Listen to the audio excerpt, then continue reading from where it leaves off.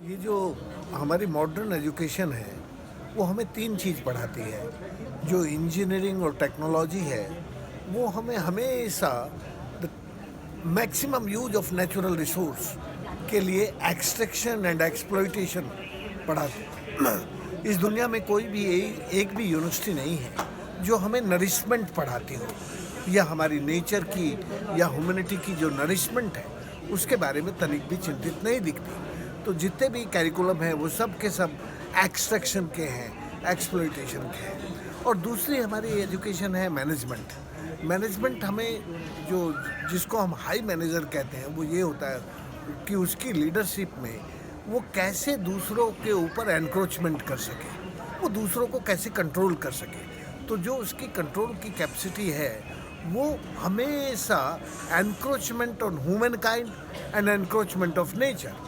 सो जो मैनेजमेंट है वो हमारे अंदर की जो रिवोल्यूशन है या हमारे अंदर का जो क्रिएशन और इनोवेशन है उसको अपॉर्चुनिटी नहीं देता फ्लरिश होने की। वो केवल जो परिस्थिति है उस परिस्थिति को मेंटेन करके रखने का ही पढ़ाई करता है, उसी को हम लोग मैनेजमेंट कहते हैं। और तीसरा जो आजकल मॉडर्न यूनिवर्सिटी सोशल साइंस पढ़ाती है, वो क्या पढ़ाती हैं कि यार अब तुमने पीएचडी कर लिया, अब क्या तुम खेत में हल चला रहे हो, अब तुम क्यों क्यों खेत में काम कर रहे हो, नौकरी ढूंढो, कहीं प्रोफेसर बन जाओ, कहीं लेक्चरर, कहीं टीचर, कुछ भी बन जाओ, लेकिन तुम अभी मेहनत मत करो खेती में।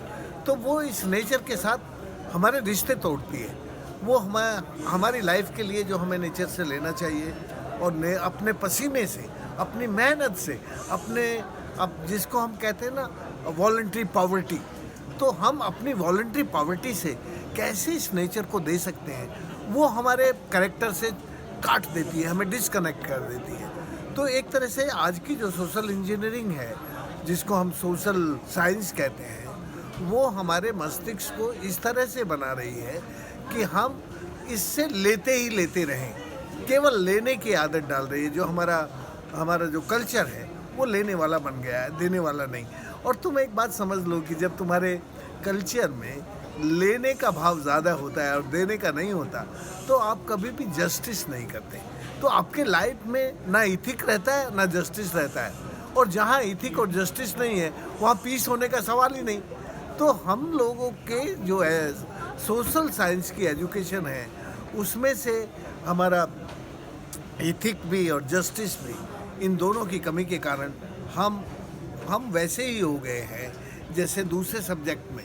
इसलिए ये जो मॉडर्न एजुकेशन के डिसिप्लिन है इनको हमें देखना होगा कि हम अब कैसे दोबारा से एक जो बैक टू द बेसिक्स में चले जाएं, जो हमारी बुनियाद थी, जिसको हम बुनियादी शिक्षा कहते थे। बापू ने जिसको नई तालीम कहा था, बुनियादी शिक्षण कहा था, उस बुनियादी शिक्षण में हम कैसे जा सकते हैं। और बुनियादी शिक्षण तो नेचुरल होता है, वो तो नेचर से ही सीखा जाता है। और नेचर के साथ जब मानवीय रिश्ते वैसे हो जाते हैं तब वो बुनियादी बनता है, तब वो बैक टू द बेसिक होता है। और बैक टू द बेसिक का मतलब होता है कि हम अपनी हरियाली की तरफ लौट रहे हैं, अपनी धरती की तरफ लौट रहे हैं, अपने पानी की तरफ लौट रहे हैं, अपनी खुशहाली की तरफ लौट रहे हैं, अपने हैप्पीनेस की तरफ लौट रहे हैं। तो यही तो सब बैक टू द बेसिक है कि जब हमारा मस्तिष्क और हमारा हृदय दोनों अपनी बुनियाद से प्यार करने लगे, और जब हम अपनी बुनियाद से प्यार करते हैं तभी तो आनंद आता है। तो बेसिकली इस मॉडर्न एजुकेशन ने हमारा जो इंडिजिनस नॉलेज सिस्टम था और इंडियन विजडम था उसको बहुत हर्ट किया। इसलिए मुझे कई बार लगता है कि इस मॉडर्न एजुकेशन का जो टीचर है और जो हमारी इंडिजिनस नॉलेज सिस्टम का जो गुरु था उसके अंतर को समझना होगा। गुरु की लाइफ में हमेशा वॉलंटरी पॉवर्टी होती थी, टीचर की लाइफ में हमेशा तनख्वाह होती है कि उसकी तनख्वाह 1 लाख से 2 लाख कैसे हो जाए, महीने में 4 लाख कैसे हो जाए। तो टीचर का जो विज़न है वो प्रॉफिट है, गुरु का जो विज़न था वो शुभ था।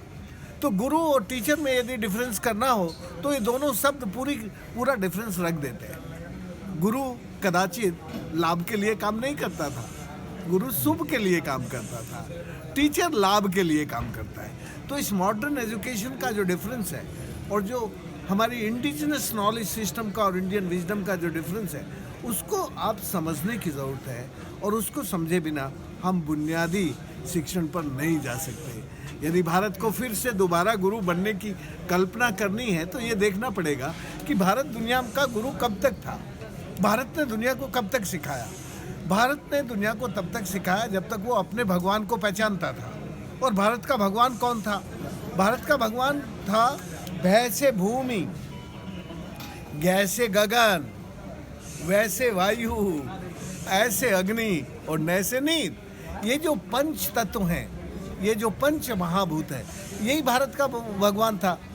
वैदिक काल तक कभी भी हमारा कोई मंदिर नहीं था। ये मंदिर तो बिजनेस हो गए हैं, मस्जिद तो बिजनेस हो गई है, चर्च तो सारे बिजनेस हैं। ये तो बिजनेस सेंटर है, पावर सेंटर है, ये भगवान के सेंटर नहीं है। भगवान के सेंटर तो भूमि, गगन, वायु, अग्नि और नीर है। और मनीष, तुम एक बात समझ लो, जब तक भगवान को जानते थे भारतीय लोग, तब तक वो नीर, नारी और नदी का सम्मान करके दुनिया के नारायण बने थे।